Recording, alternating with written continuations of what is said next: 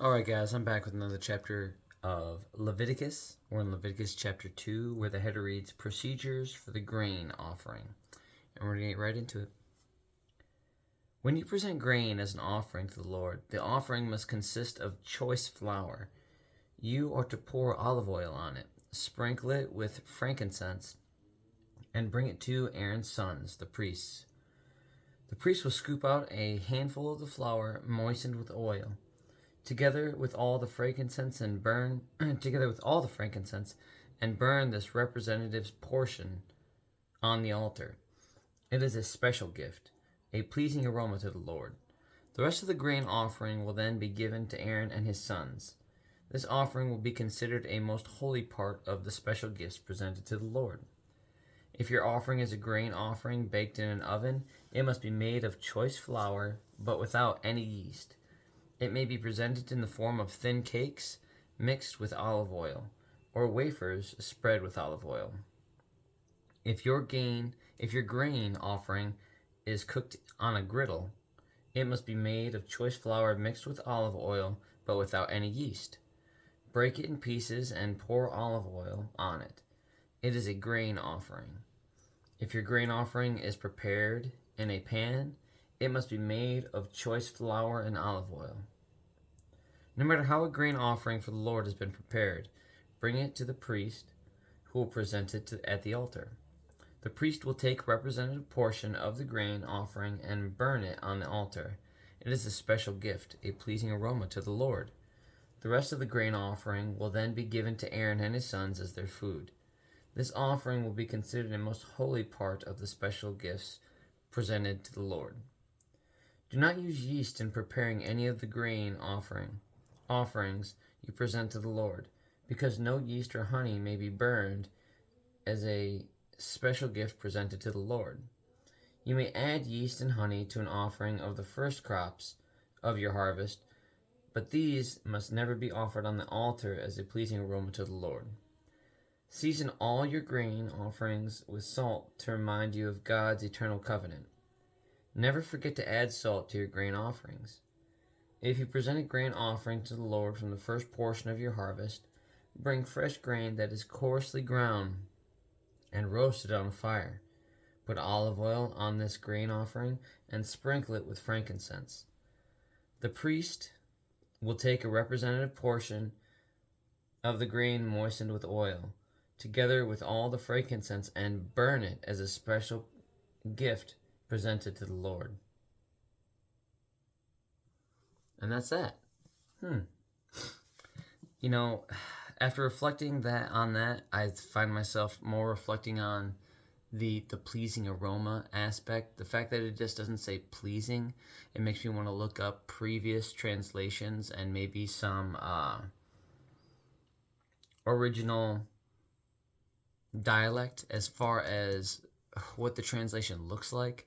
I know sometimes you get different feelings when you read different translations, and even in the same language, different translations can carry a lot more context. So I wonder if I'm missing out on some context when I continue to read about the pleasing aroma. I understand some of the aspects of it, as far as the adhering to the no yeast. I know that there was, when they left Egypt, they didn't want any yeast in the bread because they were going to leave so expeditiously that there wouldn't be time for it to rise, and so there was a real timeliness with that. And so paying homage to that and really reflecting on that part of their history, I can really appreciate that. But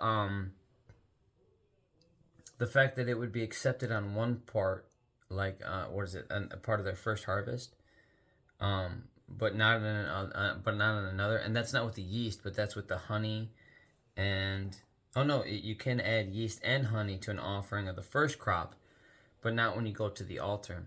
I'm curious as to why those things are separated. I'm curious as to why so specific in communication, and it depends on when and where and how.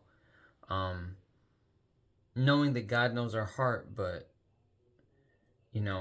it's acceptable at one point, but not acceptable at another point. And so maybe that is just a reflection of showing that disparity of, hey, sometimes everything has its season. And so some things that are acceptable in this season might not be acceptable in this season.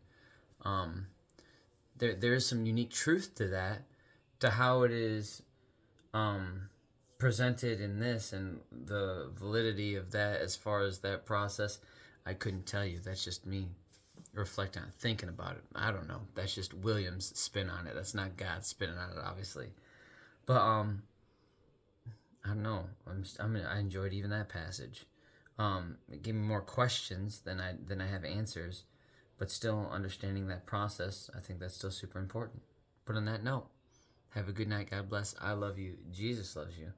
And I hope everyone's getting ready for a fantastic Thanksgiving break. I'm a principal. I'm an educator, and so today is the first evening of my Thanksgiving break, and I'm super excited about that.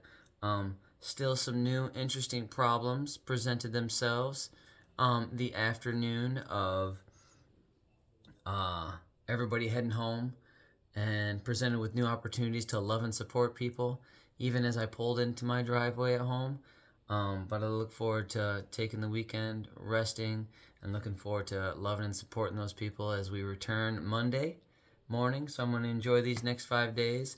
I can't wait to get back to my Athens family already. And I know that sounds weird, and I imagine that there's plenty of people that probably think I'm crazy.